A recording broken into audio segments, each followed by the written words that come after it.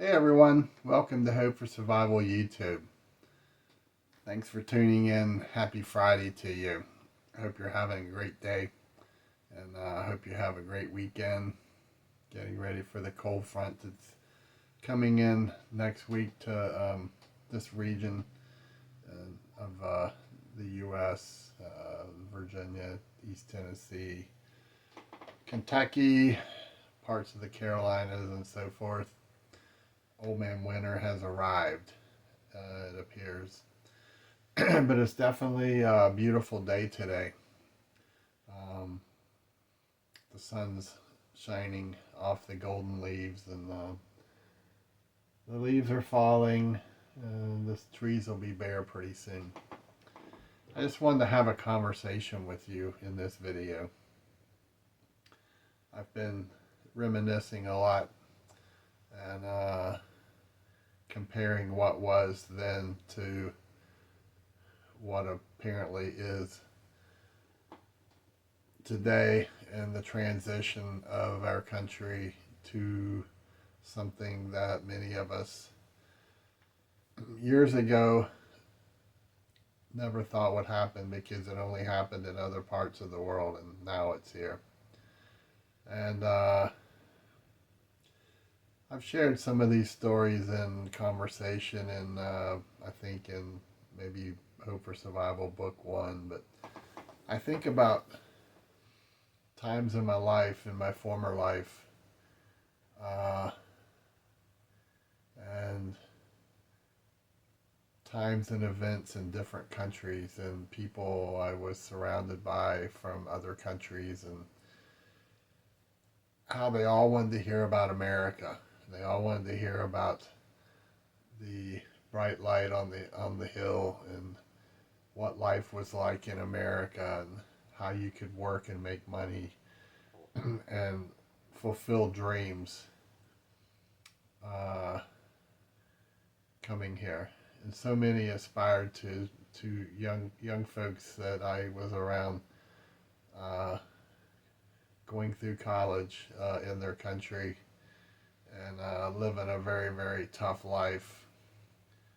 And they always wanted to talk about America. And it was always uplifting for me, because it allowed me to talk about my home country. And also, you could see their eyes widen, and big smiles on their faces. And I look at what's happening in America the last 20 years, and how so many people are ungrateful for the opportunities they're afforded here. And I look around and I see so many lazy people, and I see so many people who think that everything's owed to them, and they're not willing to walk out their front door to either get training, get skills, to go seek a job that will pay them an income that they can have a family and a home. But instead, they've been raised to be part of a system that is dwellers of the system, that's taxing the system to the tune of about $5.5 billion a month. And then I think back to, in one particular time, I was in Budapest, Hungary, and my interpreter provided by the U.S. Embassy was a young lady named Tundra, Tundra. And Miss Tundra was about 26 years old. She had finished her degree, and she was working a full-time job as a teacher, a part-time job as teaching, tutoring to individuals who needed help in their studies. And then she worked part-time as an interpreter to the embassy. And I had her assigned to me during one trip there. And I can remember listening to stories of how rough life was, and how poor her family was, and she worked all these hours to make money to help take care of her parents, um, and some of her younger siblings. And she had dreams to excel and dreams to have a life, but the system that she was caught up in her home country, which was a beautiful country, in Hungary, she couldn't get over that hump. She couldn't get over that hurdle because some this was shortly after the collapse of the Soviet Union, and we were in the country in a program called Partnership for Peace. And hearing her story of how hard every task was, things like something simple as having water or having heat in the wintertime, where for most people in America, you turn a handle and you have running water, or you have a thermostat to cut heat on. And we take all those things for granted here. And so many people take for granted here. And there's people out there who are in America who are working hard, and they can't afford today to adjust that thermostat to stay warm. And oftentimes their water and sewer is cut off because they can't pay their bill in the times we're living because of escalating prices. And the number of folks who are homeless today in America, and the numbers of homelessness is increasing uh, with each passing month. Good people who can't make their income meet the cost of living, and they lose their homes, so now they're living in a vehicle, or they end up underneath a bridge somewhere, and then they get caught up with all the thugs and pimps and drug dealers, and now 10 years later they are addicts who break um, can't break out of it.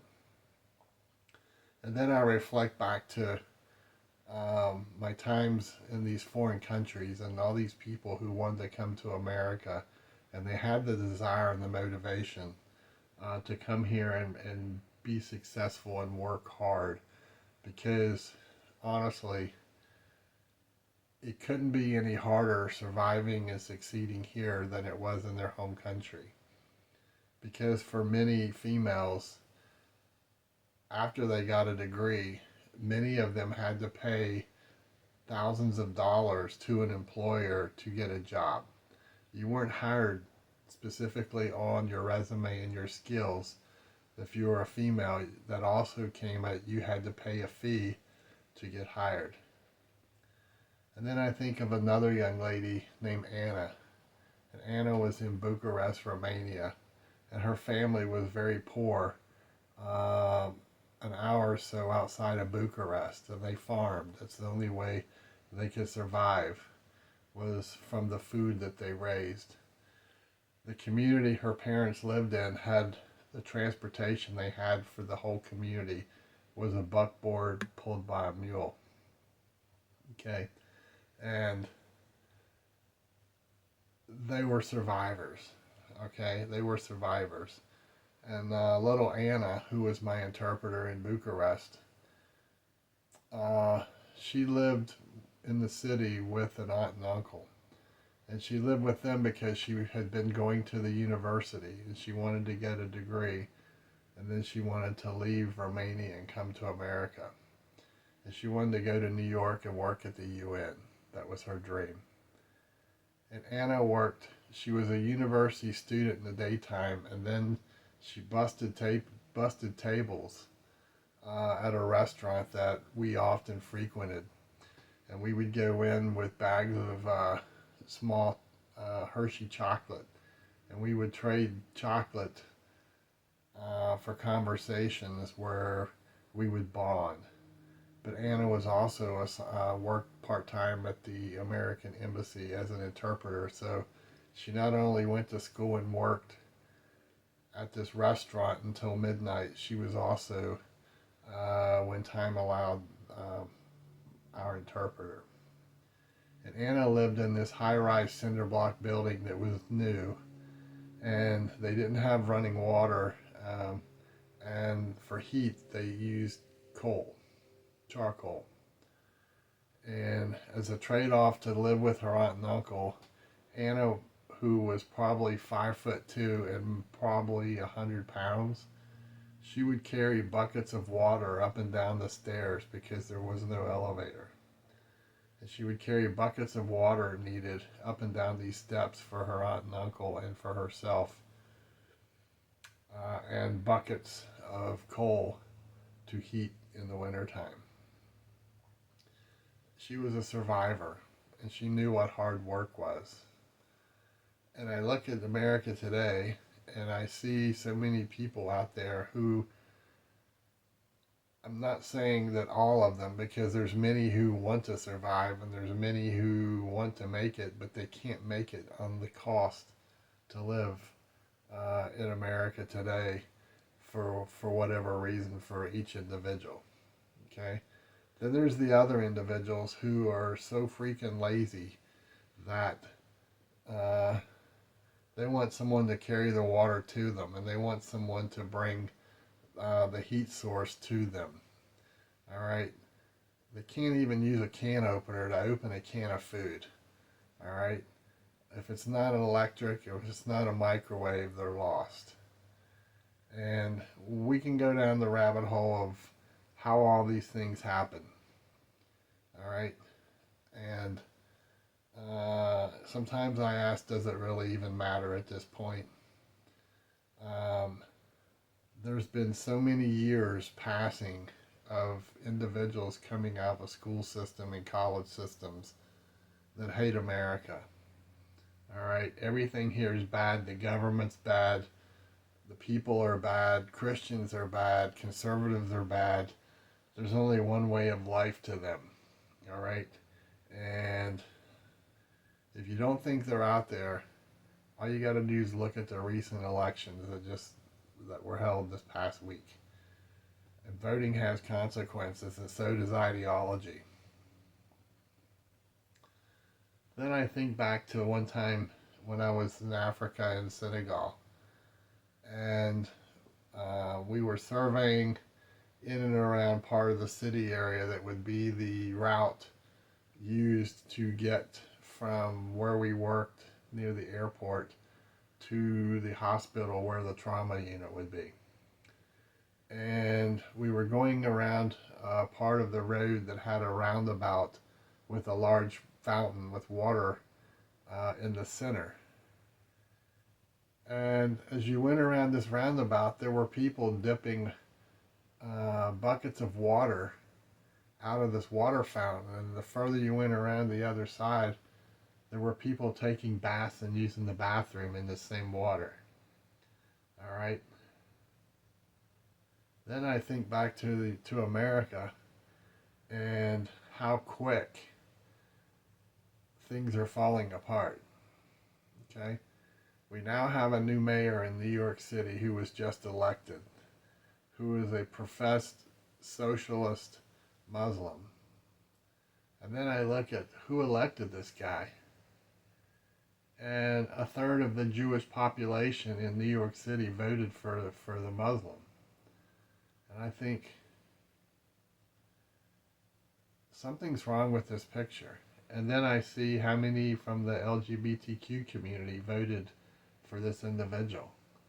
And I think, do they not really know the foundation of Muslim beliefs towards individuals in the LGBTQ community?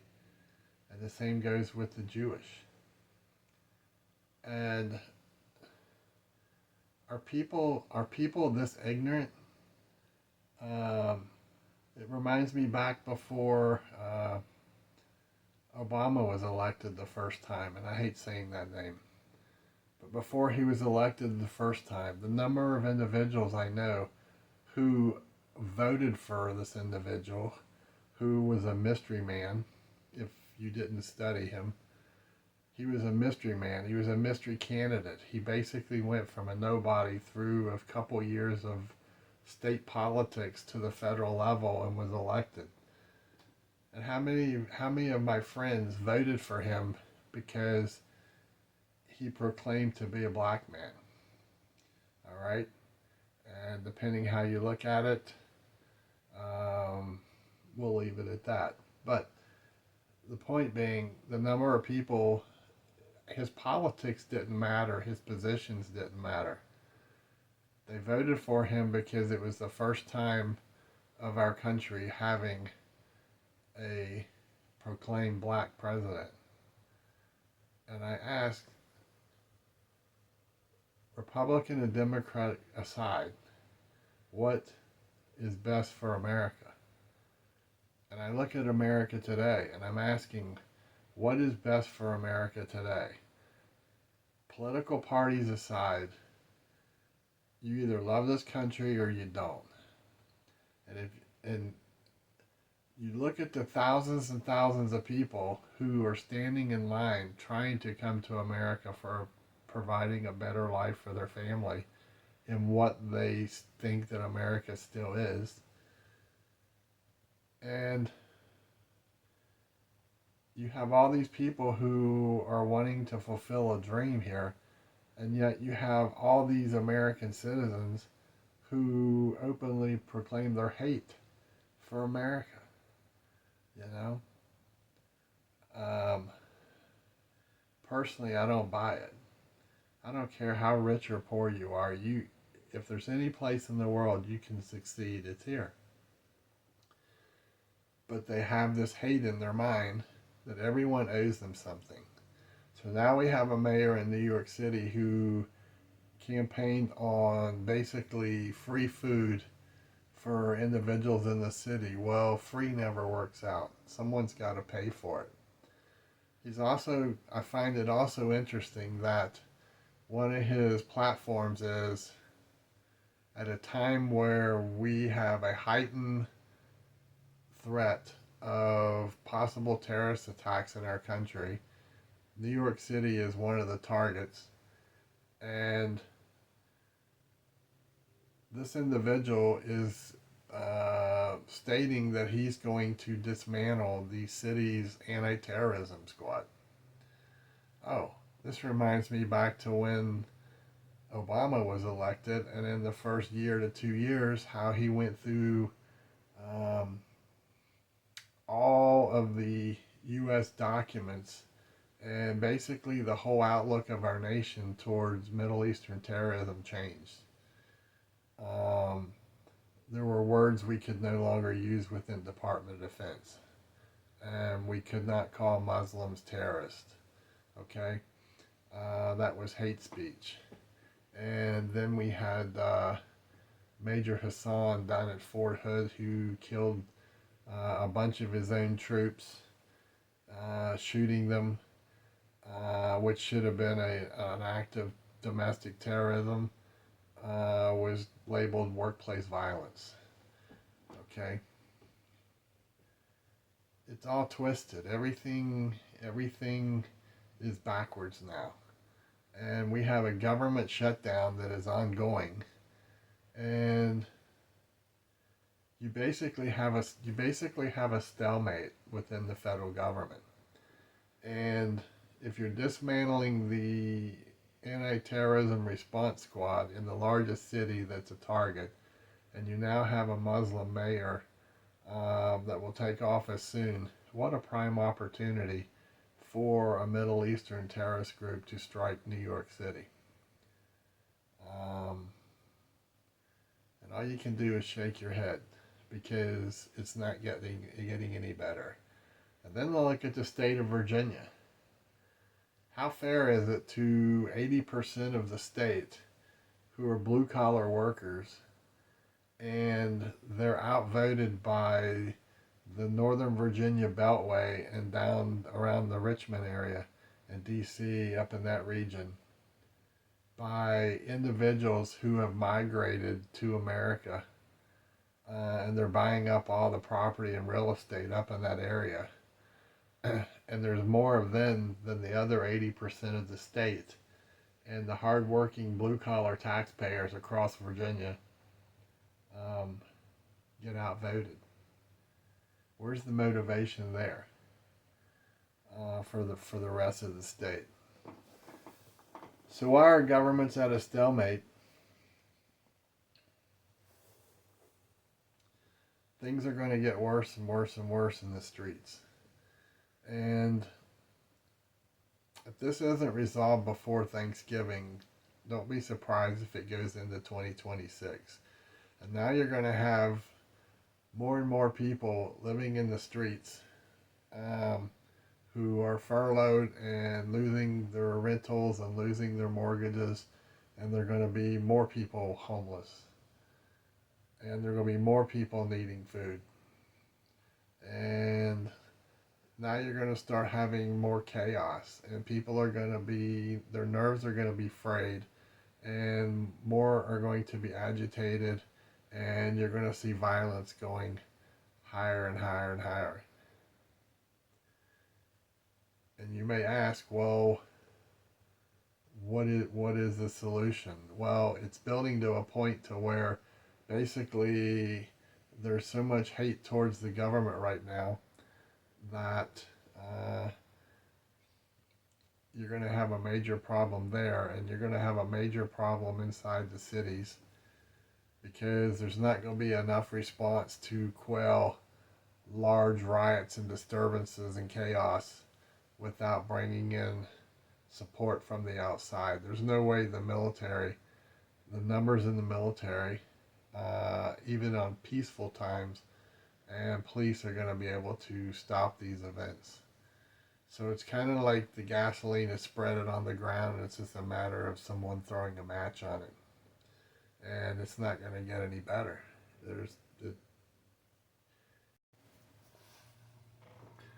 So I want you to think about something. We see all the rates going up, cost of food's going up, unemployment rates going up, crime's going up.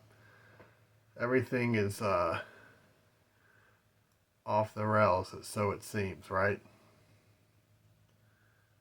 Well, the worst is not yet here.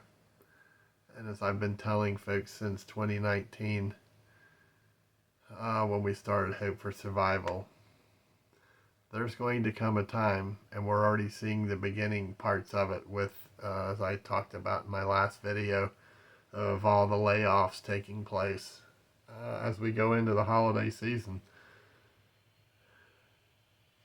You're going to see unemployment rates in America, and probably around the world, but we're talking about America. You're going to see unemployment rates reach 50%, 60%, maybe 70% or more as they roll out AI and robotics. And they've known this for years. That's why they laughed when they talked about raising the unemployment rate. Raising the minimum wage rate at McDonald's to like $10, $15 an hour, because they knew it was short term, because they were going to be replacing workers with kiosk. And this is going to be happening in numerous professional fields, not just with fast food and support jobs. You're going to see a lot of professional jobs where skilled, degreed workers with years of career in their career are going to get let go, and they're going to be replaced with robots. And if you don't believe this, you need to do a little digging. Read some Patrick M. Wood's books, listen to his discussions, read Agenda 2030 and what is now available. You can Google Agenda 2050. Mr. Fink of BlackRock is now leading the World Economic Forum, replacing Klaus Schwab, and they're going to crush the poor and the middle class. Absolutely. And I read several years ago the number one profession that's going to be called on for a human is going to be counselors. And that's to counsel all the people who are skilled and degreed that can't get a job. because it's more affordable to have robots doing work. So if you go read the big picture of things we've talked about for years, of moving people out of the rural communities and suburbia into the city, urban areas, public transportation, and you will be controlled through the digital monetary system that's going to be rolled out soon.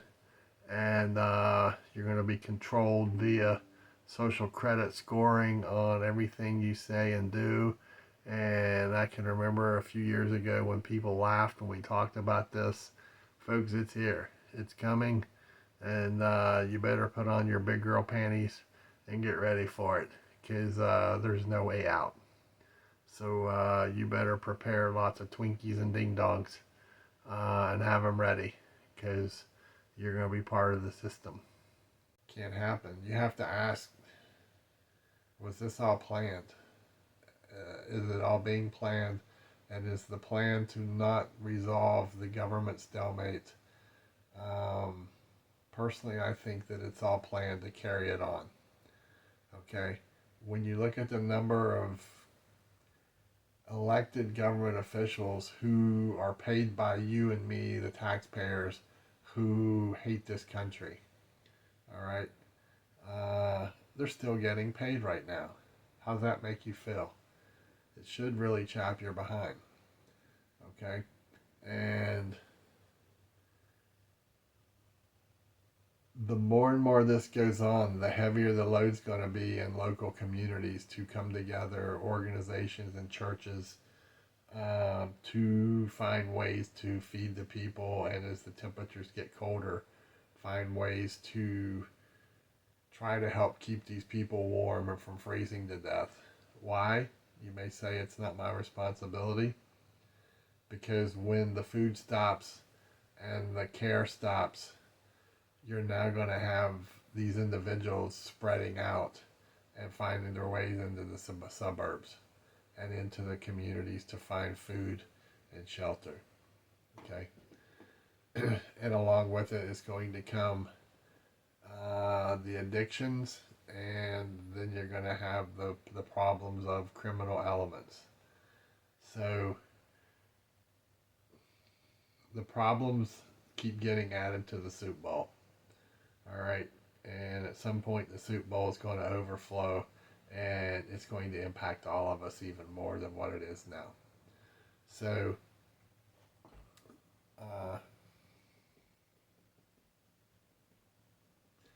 I don't know about you, but there's a part of me that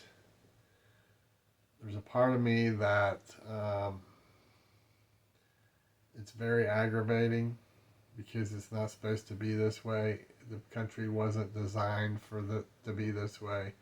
But you have greedy, selfish individuals at the top who are making millions of dollars funding wars and more wars and starting wars. And at the lower level, you have more corruption, and you have laws and systems that are designed to take care of the things that are producers. And right now, the number of producers in this country, the number is dropping. And we have less and less people that are capable of taking care of their own. Their dependence on the system. Tell me, how is it legal that a federal government is paying 75% of the funds for welfare and SNAP, when the same government can utilize those funds to these programs to sway individuals in voting? It shouldn't be allowed. Welfare and SNAP should be returned to the state level, and the majority of it should be funded to communities to take care of these people. All right.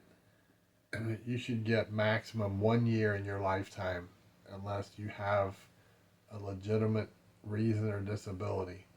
1 year of available welfare total. And that's it. You've got to motivate individuals to get up off their butts and go seek a job and the ability to get an income. Okay?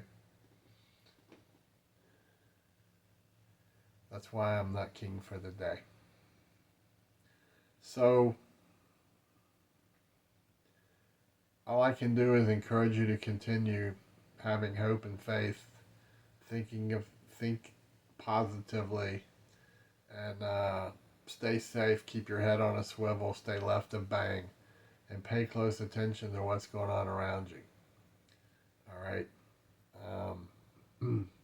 I wish I had better news for you from this week, but as long as you keep preparing, if you're not prepared, you better start getting prepared, because you're going to see more and more shortages happening, and less trucks rolling, and less food coming into the country. You're going to see higher prices and higher demand. You're not seeing it because under the past system, individuals get like an EBT card, and they can go in and use it as a credit card to buy food. You don't see, if you took away all those EBT cards and put people in lines to get their food, you would see people lined up everywhere. But to save them the embarrassment and the ease to the government, they created this EBT system. Okay? And they say they can track it better, which I think is BS. They don't have a clue how much waste is. There's no accountability in this system. An individual can get $1,000 on the EBT card, and they'll walk into a store and they'll sell that $1,000 for $500, and they'll take the cash and go get their hair and nails done and buy drugs. It's happening all over America, and law enforcement knows it's happening. So we're footing the bill, and in many cases the welfare is not even ended up with individuals who are receiving it. And the bad part is the children are the ones suffering at the brunt of all of it. When we were tutoring in the city prior to moving to East Tennessee, we were tutoring Last Chance Children Elementary School. The number of children that slept on a floor without a mattress, didn't have coats and shoes, didn't have food, and the organization we worked through would send food home with them and would try to get in mattresses to sleep on. Okay? These parents should not have children, but yet our government will pay a single woman more money to have more children as long as there's not a male or a father living in the house with them. Why do we allow this to happen? It's mind-boggling. Anyway, I could go on and on and on. I just wanted to share some thoughts with you and kind of get it off my chest. So, be blessed. Keep hope. Think positive. Do great things. Keep preparing. Stay safe. Remember to always give thanks.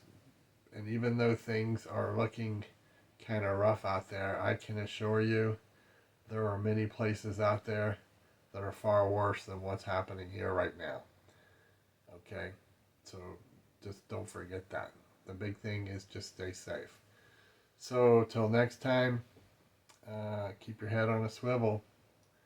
And if you like this video, please hit like. If you haven't subscribed, we're eight subscriptions from hitting the magic number that has been installed for the last month. So help us grow. And I'll keep you all in my prayers. Please do the same for me. Bravo Echo out.